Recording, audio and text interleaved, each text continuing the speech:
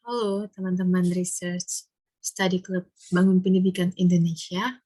Kembali lagi di materi kita yang dimana ini adalah materi terakhir, yaitu materi ke-6 dengan judul penelitian ilmiah di berbagai bidang. Di sini bertemu lagi dengan aku, Jian Wahyuni, yang akan membawakan materi ini sebagai penutup dan juga untuk apa ya? Gimana ya teman-teman setelah belajar tentang penulisan penelitian ilmiah atau karya ilmiah, kemudian akan melanjutkan kemana? Nah, nanti di sini akan dijawab. Oke, kita akan lanjut ke materinya. Sebelumnya saya akan tutup dulu videonya agar tidak menghalangi materi yang ada. Oke, teman-teman. Jadi, untuk materi kali ini kita akan membahas yang pertama terkait yang pastinya penelitian di berbagai bidang itu nanti apa aja sih gitu. Kemudian menurut dari jenis data dan analisisnya penelitian itu terbagi menjadi apa aja. Kemudian untuk lanjutannya ini apabila kita sudah memiliki penelitian yang oke, yang sudah selesai, kira-kira bisa dipublikasi di mana nih? Situs-situsnya apa aja sih? Kemudian kalau untuk situs jurnalnya sendiri, apa aja yang kredibel? Dan yang terakhir terkait serba-serbi dari jurnal itu sendiri. Oke, ini kita review sekali lagi tentang penelitian, di mana penelitian adalah proses suatu pemecahan masalah menggunakan suatu pendekatan yang pastinya metode ilmiah, yaitu dalam merumuskan ataupun menyelesaikan permasalahan yang sistematis. Gitu ya teman-teman. Jadi penelitian itu harus menggunakan metode ilmiah. Kemudian penelitian itu adalah cara untuk menemukan teori ataupun menambah ilmu pengetahuan. Jadi bisa saja atau sangat berkemungkinan apabila kita melakukan penelitian di situ akan menemukan hal-hal baru. Hal-hal baru itu nanti mungkin saja bisa jadi teori baru, misalkan zaman dahulu kingdom ya, kita tahu kingdom sekarang ada banyak ya, ada animalia, ada yang tentang hewan, ada yang tentang bahkan lumut dan jamur itu terpisah, ada tentang eh, hewan dengan bertulang belakang, tidak bertulang belakang. Mungkin dulu tidak seberagam itu ya teman-teman. Mungkin dulu cuma secara garis besar, misal ada hewan dan tumbuhan. Tapi semakin berkembangnya zaman, semakin banyaknya peneliti, akhirnya ditemukan spesies-spesies baru yang mana itu tidak bisa dikelompokkan ke dalam kelompok yang besar itu. Harus dipecah-pecah karena mereka memiliki karakteristiknya sendiri, yaitu misalkan di dunia biologi.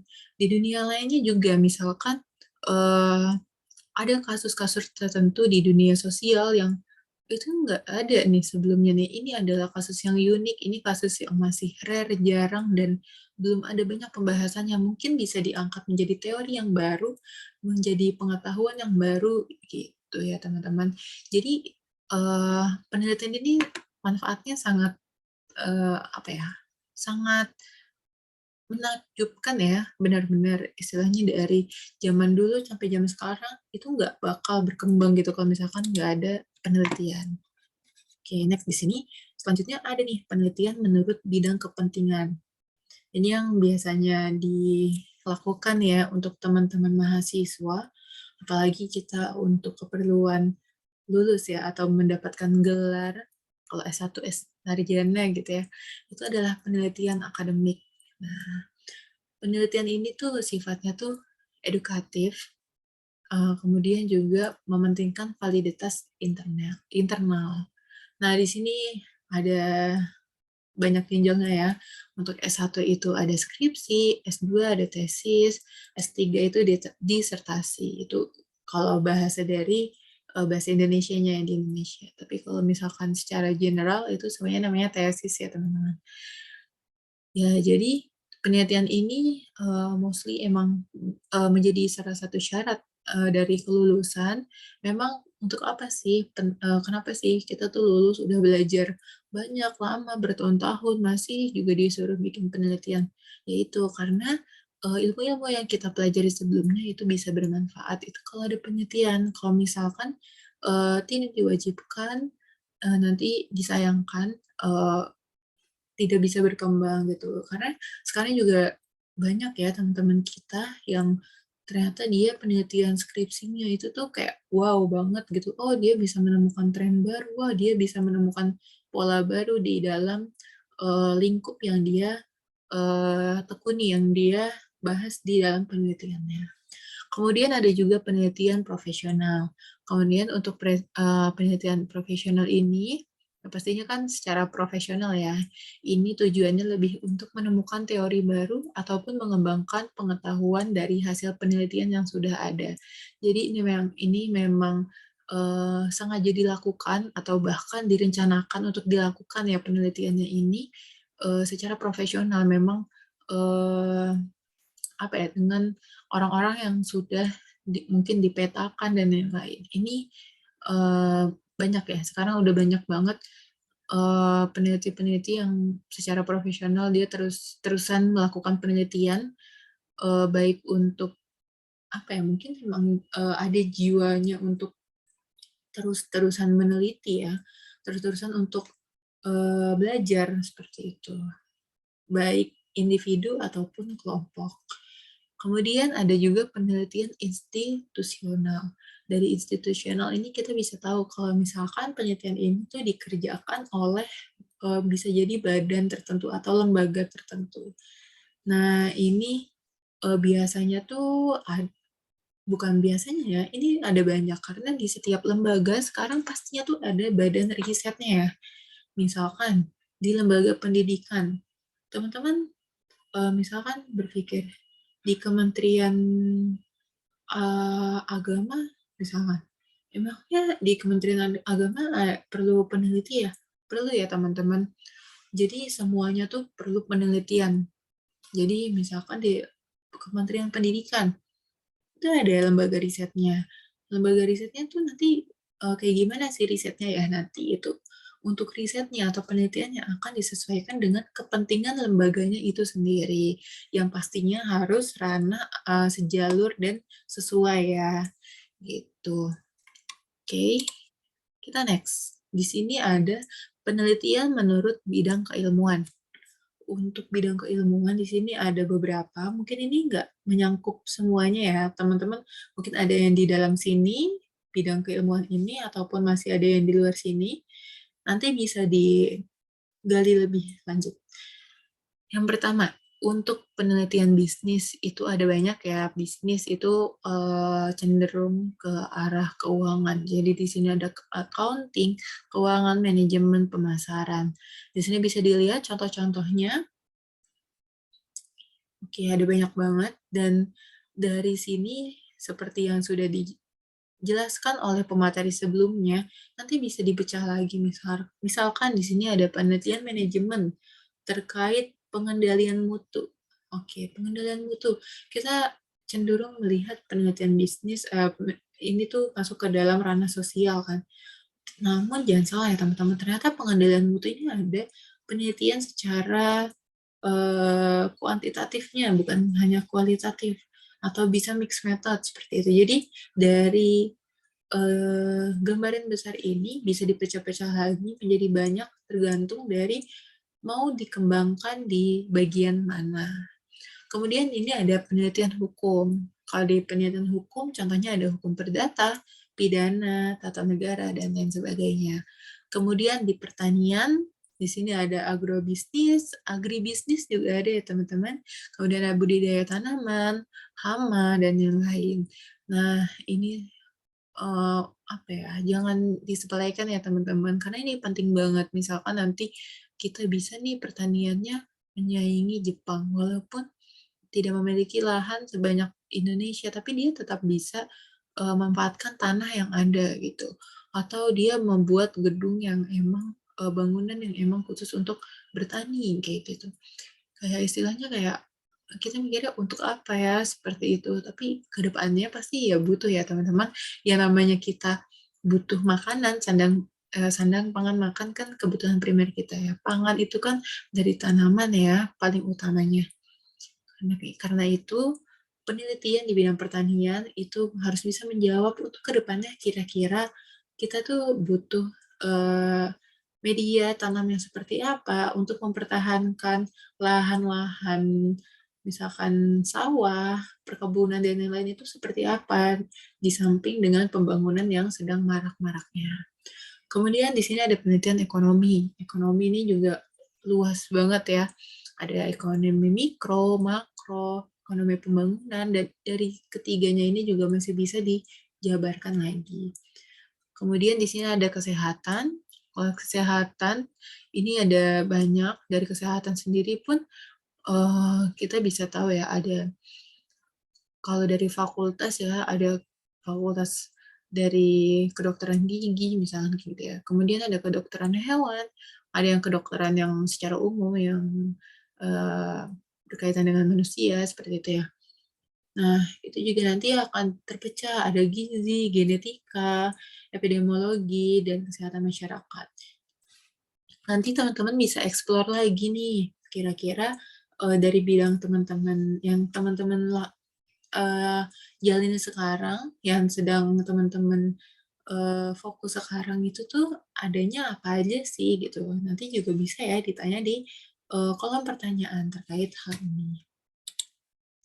Nah, di sini mungkin udah dibahas nih di bab metodologi kemarin. Penelitian menurut data dan analisisnya. Ada 3 ya, teman-teman. Yang pertama, kuantitatif. Kuantitatif itu biasanya menggunakan data berupa angka yang dari hasil pengukuran, perhitungan, atau yang ada angkanya atau skalanya, sehingga dapat dilakukan metode analisis yang merupakan analisis kuantitatif atau inferensial. Seperti itu. Nah, di sini ada contohnya. Contohnya ini nggak cuma ini ya teman-teman, tapi ada banyak yang lainnya yang bisa dilakukan dengan metode kuantitatif. Next, ada metode kualitatif. Perbedaannya dengan kuantitatif, kalau kualitatif ini bentuk datanya ya teman-teman. Ini biasanya berbentuk kata, kalimat, gambar, keadaan gitu ya, yang dapat dilakukan analisis secara kualitatif atau deskriptif. Kemudian yang terakhir, ini adalah gabungan dari kuantitatif dan kualitatif, yaitu penelitian mixed method. Jadi ini bisa menggambarkan datanya, ini tuh lebih lebih banyak ya sudut pandangnya gitu. Secara kuantitatif juga, secara kualitatif juga. Oke, ini adalah lanjutannya. Kalau ada pertanyaan, terus aku harus apa nih? Kalau misalkan aku udah punya penelitian. Nah, di sini ya teman-teman. Jadi salah satunya, kalau misalkan kita punya penelitian ya, di luar penelitian akademik. Kalau penelitian akademik mungkin teman-teman nanti di kampusnya masing-masing udah punya situs untuk posting jurnalnya sendiri di situ ya, atau untuk input skripsinya gitu kan, yang pastinya skripsi lengkapnya, atau nanti dibentuk dalam jurnalnya yang juga diinput seperti itu. Nah, tapi di sini juga ada situs-situs publikasi jurnal yang dapat diakses secara umum. Di sini yang pertama ada USR Journals, kemudian ada juga dari LIPI atau Lembaga Ilmu Pengetahuan Indonesia, kemudian ada portal Garuda, ini ada Rituan Institute, kemudian ada dari BMC atau Biomed Central, kemudian ada Google Scholar, kemudian Perpusnas atau Perpustakaan Nasional dari Republik Indonesia, dan yang terakhir ada DOAJ atau Open Access Journal Directory. Ini adalah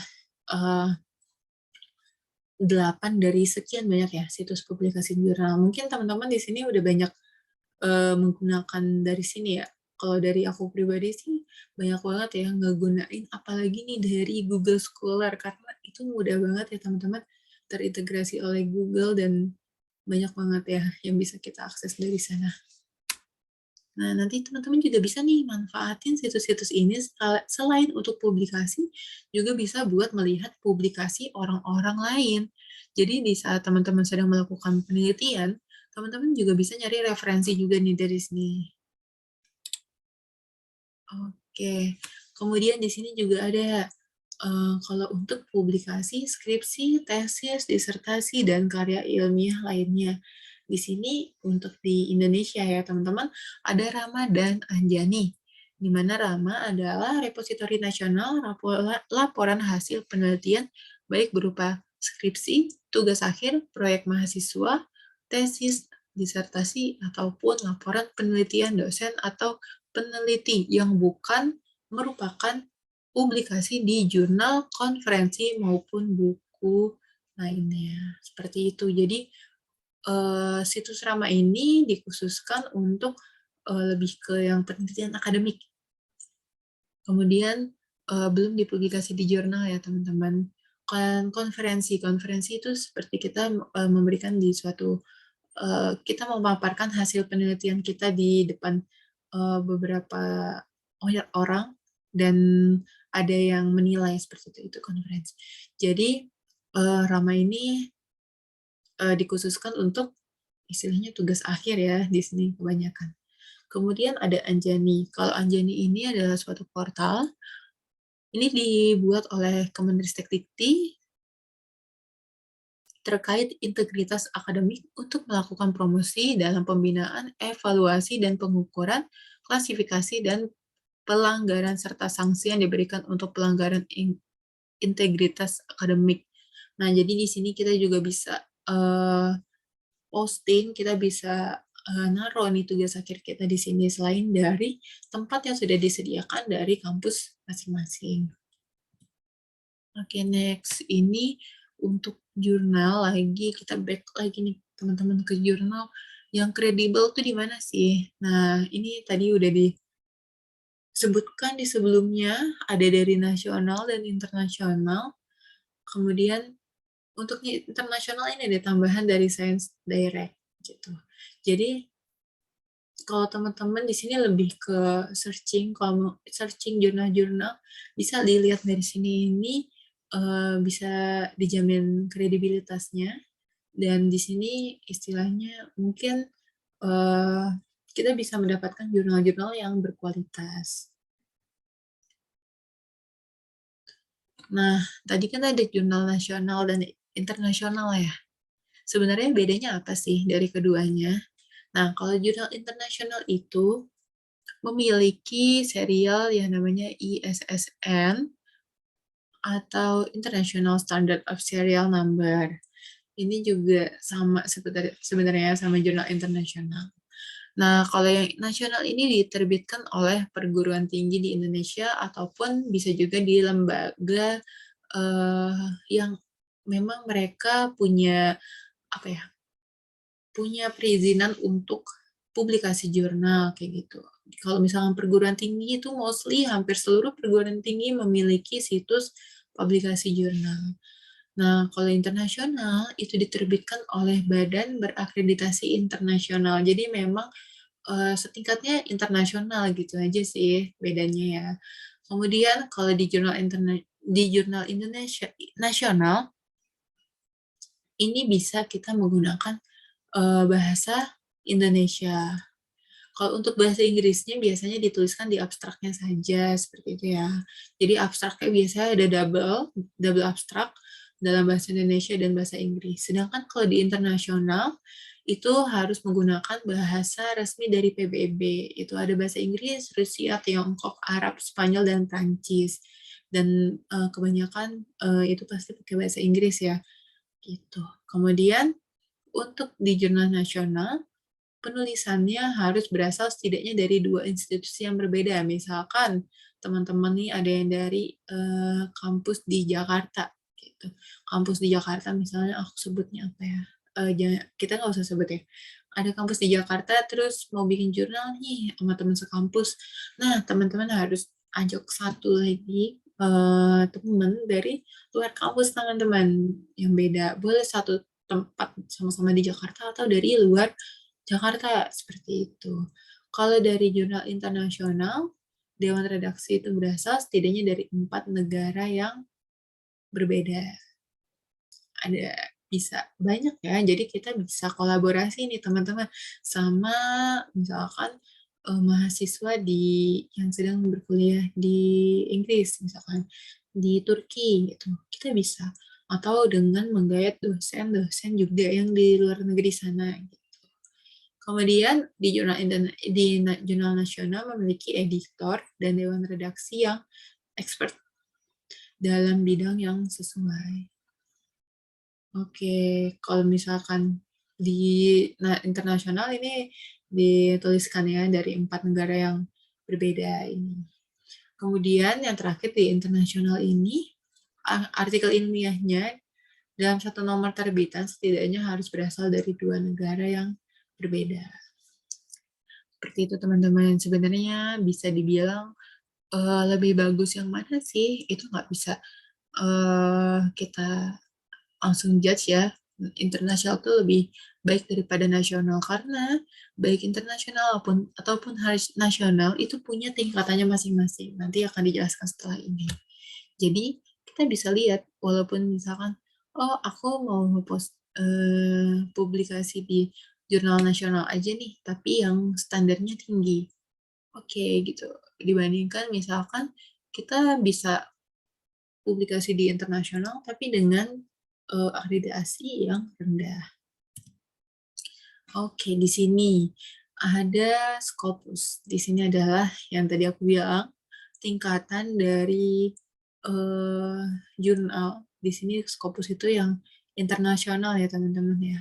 Jadi ada klasternya atau kelas-kelasnya dari kualitas jurnal yang biasa disebut dengan Q1, Q2, Q3, Q4. Q itu apa sih? Q itu adalah kuartil, di mana semakin tinggi atau semakin bagus kualitas dari jurnal itu lebih kecil angkanya. Di sini berarti kuartil 1 itu adalah jurnal internasional dengan indeks atau klaster yang paling tinggi, yang paling baik, sampai dengan ke Q4. Gitu. Jadi peringkat ini tuh akan di review setiap tahunnya, bisa juga berubah setiap tahunnya, itu sesuai dengan seberapa sering jurnal tersebut disitasi atau dilihat atau digunakan, dimanfaatkan oleh peneliti-peneliti lain, kemudian juga publikasinya seperti apa. Itu kalau misalkan publikasinya semakin tahun semakin menurun, bisa jadi tadinya jurnal yang memiliki kualitas paling baik yaitu Q1 turun menjadi Q2 ataupun sampai dengan Q4. Seperti itu. Kemudian ini untuk yang di tingkat nasional, itu namanya SINTA. Jadi SINTA itu adalah singkatan dari Science and Technology Index. Ini fungsinya untuk evaluasi ya, kinerja jurnalnya. Jadi punya standar dari Indonesia atau standar nasionalnya ini tuh namanya tuh SINTA. Ini oleh sertifikasi jurnal nasional oleh Arjuna yang menilai. Jadi di sini sama seperti sebelumnya, semakin kecil angkanya itu semakin baik. Di sini ada dari SINTA 1 sampai dengan SINTA 6. Lebih beragam ya daripada Scopus tadi. Jadi untuk SINTA 1 ini punya value itu antara 85 sampai dengan 100. SINTA 2 di sini ada 70 sampai dengan 85 dan seterusnya sampai dengan SINTA ke-6 ini paling kecil nilainya 30. Seperti itu. Jadi ini adalah apa ya? Ya seperti akreditasi sekolah gitu ya. Ini namanya akreditasi jurnalnya dari tingkat nasional. Nah, jadi dari sini teman-teman bisa pilih nih kira-kira nanti mau posting di mana ya? Kira-kira saya ngerasanya mau yang kurang kurang pede juga nih sama jurnal ya atau penelitian yang aku buat. Aku mau coba di Sinta 4 dulu aja gitu.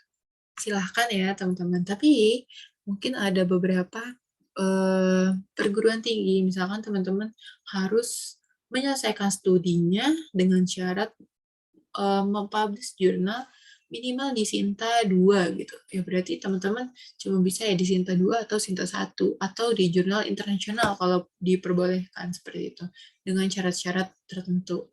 Nah, gimana sih caranya kita bisa mencapai tingkatan akreditasi yang tinggi itu ya berarti kita harus menyesuaikan ya. Apa sih kalau misalkan kita mau posting di situ, kita mau publish di situ, mereka tuh punya syarat apa aja gitu. Misalkan mereka harus menggunakan abstrak berapa ratus kata, kemudian minimal berapa lembar, kemudian isinya tuh harus dalam lingkup apa saja, itu nanti teman-teman harus menyesuaikan ya, bukan jurnalnya yang menyesuaikan penelitian teman-teman gitu. Karena portal jurnal ada banyak sekali, teman-teman bisa pilih banyak. Antara Scopus juga ada 4 kategori yang masing-masing kategorinya juga ada banyak medianya. Di sini ada 6 kategori juga banyak medianya. Jadi teman-teman bisa explore, bisa pilih mau ada di tingkatan mana, mau ada di nasional atau internasional, seperti itu. Itu adalah pilihan teman-teman sendiri. Oke. Kemudian di sini untuk Sinta, proses indexingnya atau proses klasterisasinya ini akan didaftarkan ke portal Arjuna. Di portal Arjuna ini nanti akan dikelola oleh Direktorat Pengelolaan Kekayaan Intelektual Kemenristek-Dikti. Nah, di sini nanti ada asesornya yang akan memberikan penilaian konten gitu. Jadi nanti dari tingkat manajemennya juga akan dinilai seperti itu. Nah, terus akan dikategorikan dari indeksnya 1 sampai dengan 6 seperti ini. Kemudian yang keempat, nanti prosesnya itu akan dilakukan evaluasi juga berdasarkan waktu pendaftaran dan penetapannya. Oke, dan di sini nanti tinggal menunggu periode akreditasinya. Jadi nanti sama ya seperti yang Scopus tadi, nanti akan bisa berubah gitu ya. Nanti tergantung akreditasinya itu memang bertahan untuk berapa lama, untuk berapa tahun gitu. Di saat nanti akreditasinya habis, kita pengelola jurnalnya nanti harus melakukan akreditasi yang baru. Mungkin sekian materi terkait macam-macam penelitian, 11 lebih penelitian. Nanti teman-teman bisa memperkaya lagi terkait materi ini. Misalkan mau dicari lagi nih penelitian di bidang teman-teman itu ada apa aja ya yang lainnya. Kemudian kalau jurnal itu tuh baiknya tuh yang seperti apa sih? Penulisan jurnal baiknya seperti apa? Mungkin dari kami masih belum menjelaskan penulisan secara detail, misalkan skripsi itu nulisnya seperti apa, jurnal seperti apa. Karena di sini kami memang masih terfokus kepada penulisan secara umum, isinya itu apa aja, dan nanti outputnya seperti apa gitu ya teman-teman. Tapi nanti setelah ini, setelah materi terakhir ini kita ada sesi diskusi, sharing session, yang di sana teman-teman bisa bertanya, bisa saling sharing, baik dengan kita pemateri ataupun dengan teman-teman Research Study Club yang lainnya terkait dari penulisan karya tulis ilmiah. Oke, untuk materi ke-6 ini saya cukupkan. Terima kasih teman-teman atas antusiasmenya. Semoga sehat selalu dan see you in the next meeting. Bye-bye.